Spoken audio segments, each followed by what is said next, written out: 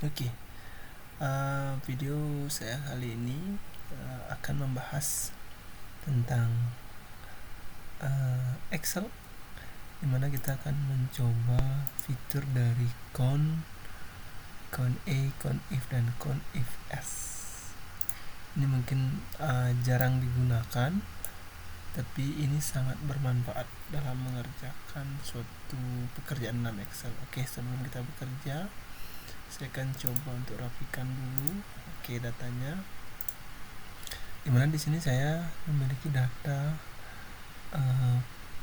ukuran baju dan jenis kelamin, kemudian namanya masih kosong ya jadi kita nggak perlu pakai namanya. Nah, apa yang kita kerjakan hari ini, kita pertama awali dengan belajar menggunakan count. Apa itu count? Count adalah fungsinya untuk menghitung banyaknya data, jadi bukan menjumlahkan data. Jadi bedanya adalah dengan sum dan count, ini fungsinya adalah mencari banyaknya data. Oke, contoh saja, kita akan mencari banyak data ukuran baju dan harga baju. Oke, di sini saya garis bawahi, untuk count berfungsi untuk banyaknya data yang berupa angka. Berarti yang bisa kita cari banyaknya data di sini adalah harga baju. Kita langsung coba.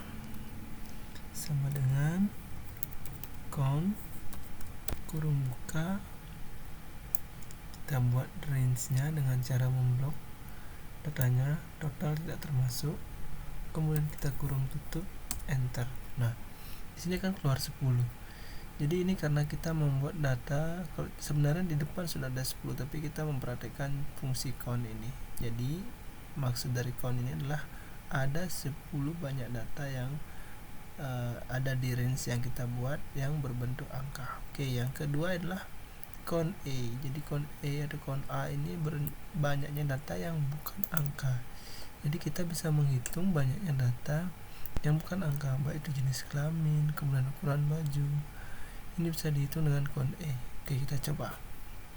Sama dengan count A kurung buka, kita blok, kurung tutup, enter.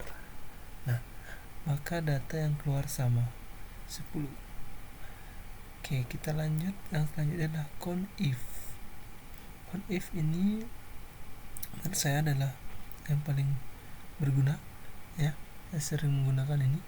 Jadi kita akan mencari banyak data dengan kriteria tertentu, di mana untuk count if kita menentukan satu buah kriteria. Oke, kita coba langsung biar teman-teman langsung mengerti. Di sini saya akan mencari banyaknya data ukuran baju L yang dipilih oleh 10 orang ini. Caranya adalah sama dengan count if kurung buka, range-nya, jadi kita tentukan dulu banyaknya data, range datanya, kemudian titik koma. Nah, ini kriteria yang kita akan cari adalah L. Kita tinggal klik L, kemudian kita tutup, enter. Dari sini kita akan dapat bahwa banyaknya data dengan kriteria L ada 3. Di sini kalau kita hitung manual 3. Ini kebetulan karena datanya 10. Kalau datanya ratusan tak mungkin kita hitung manual. Oke, ini adalah fungsi dari count if. Kemudian adalah yang selanjutnya adalah count if s. Jadi bedanya dengan count if, jadi kalau count if satu kriteria, kalau count if s ini bisa lebih dari satu kriteria. Langsung saja kita coba.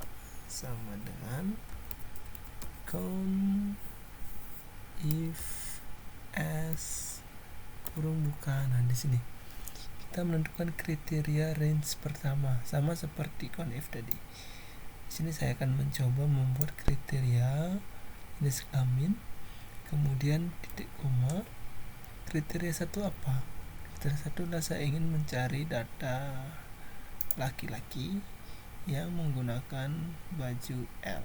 Oke, kita mulai range pertama dan kriteria pertama, kemudian titik koma lagi, kita kita tentukan range keduanya, tentu saja ukuran bajunya, kemudian titik koma.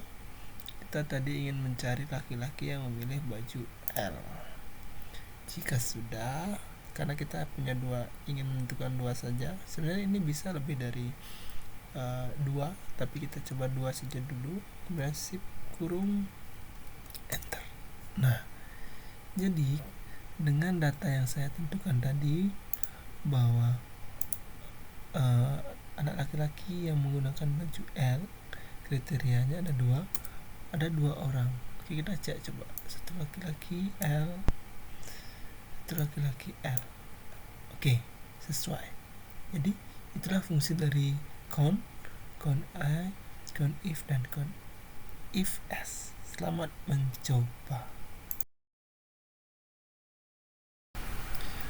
Oke, pada video saya selanjutnya saya akan membuat sebuah video bagaimana caranya kita membuat surat massal, istilahnya surat massal, atau mungkin lebih dikenal dengan teknik mail merge ya, mail merge atau mailing nih. Nah, bagaimana caranya? Kita langsung saja. Jadi yang pertama yang perlu kita siapkan adalah dua buah file. Itu file pertama berupa Microsoft Word, tentunya adalah format suratnya. Kalau di sini kita akan membuat surat ya. Jadi selanjutnya kita siapkan juga data Excel-nya. Jadi di sini saya membuat data yang simple saja, yang berisikan nomor, nama, dan alamat. Di sini namanya silakan disesuaikan.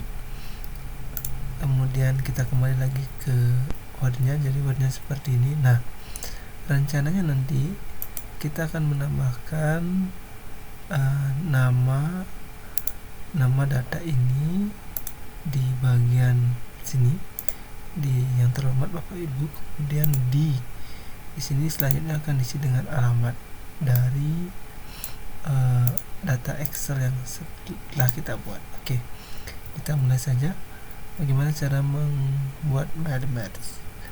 Selanjutnya adalah dengan cara kita pergi ke menu bar mailing ya. Di sini cara kita cari mailing. Kemudian di sini akan aktif menu yang di sini saja karena ini belum terkoneksi. Jadi kita pilih yang select recipients, kemudian kita use existing file. Jadi kenapa kita menggunakan ini? Karena kita menggunakan data Excel yang sudah ada. Jadi jika kita ingin membuat di sini, kita mungkin bisa nanti menggunakan yang di atas ini. Jadi karena kita sudah membuat dengan Excel, kita pilih dengan use an existing list. Kita klik. Kemudian proses selanjutnya adalah kita cari posisi dari data Excel yang sudah kita buat. Oke, contoh di sini saya menyimpannya dengan di sini. Ini adalah data Excel yang telah saya buat. Data Excel yang ini saya sudah buat di sini. Kemudian saya pilih data Excel-nya, kemudian open. Nah, akan muncul seperti ini keterangan sheet keberapa yang akan kita gunakan. Nah, kebetulan saya hanya membuat satu sheet saja. Ini di sini kelihatan sheet 1. Kemudian first row of data content column header. Jadi ini maksudnya adalah data di baris paling atas ini akan row paling atas ini akan menjadi header dari data yang akan kita gunakan. Oke, kita langsung saja. Oke. Nah, selanjutnya maka menu-menu yang ribbon yang ada di sini akan aktif. Jadi menu setelah mailing tadi yang tidak aktif menjadi aktif. Setelah proses selanjutnya adalah kita tinggal menambahkan merge file yang akan kita gunakan. Oke. Di sini jika berhasil maka akan muncul nama dari kolom-kolom yang kita buat tadi, dari tabel yang kita buat, dari selnya. Oke. Di sini ada nama, alamat, dan nomor. Oke. Di sini kita tinggal pilih insert merge files ini sesuaikan dengan kebutuhan. Jadi seperti yang saya bilang tadi, di sini saya akan menggunakan nama, kemudian kita akan menggunakan alamat. Nah, kita hanya butuh dua ini saja. Nah, bagaimana caranya kita tahu bahwa ini sudah berhasil atau belum? Caranya adalah kita mengklik menu preview result. Jadi kita klik, maka di sini akan muncul nama yang pertama karena di sini 1. Kemudian jika ingin melihat yang selanjutnya adalah di next record, kemudian sampai ke data keempat karena saya tadi punya 4 data, maka dapat dipastikan bahwa file merge yang kita buat sudah berhasil. Nah, pertanyaan selanjutnya adalah bagaimana cara memprint data tersebut. Jika kita ingin melakukan proses print, kita klik menu finish and merge ini. Nah, di sini ada pilihan print document. Nah, di sini juga akan muncul menu seperti ini. Jadi all, current record atau from. Jadi di sini kita bisa tentukan yang mana yang mau kita print. Jadi di sini saya akan memprint seluruh data atau record yang kita punya. Jadi saya pilih all, kemudian saya pilih OK. Kemudian saya tentukan printernya. Oke, sementara saya akan simpan dalam bentuk PDF, Microsoft Print to PDF. Oke, all lagi, kemudian OK. Kemudian saya akan simpan di sebentar, sedikit melambat dia. Jadi sistem seperti itu. Jadi kita tentukan tempatnya. Oke, saya akan menyimpannya di sini. Saya akan buatkan folder baru, hasil file merge.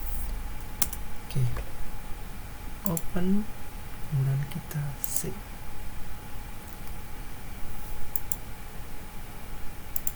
Oke, sorry, kita kasih namanya dulu data. Oke, pakai data saja. Oke, simpan.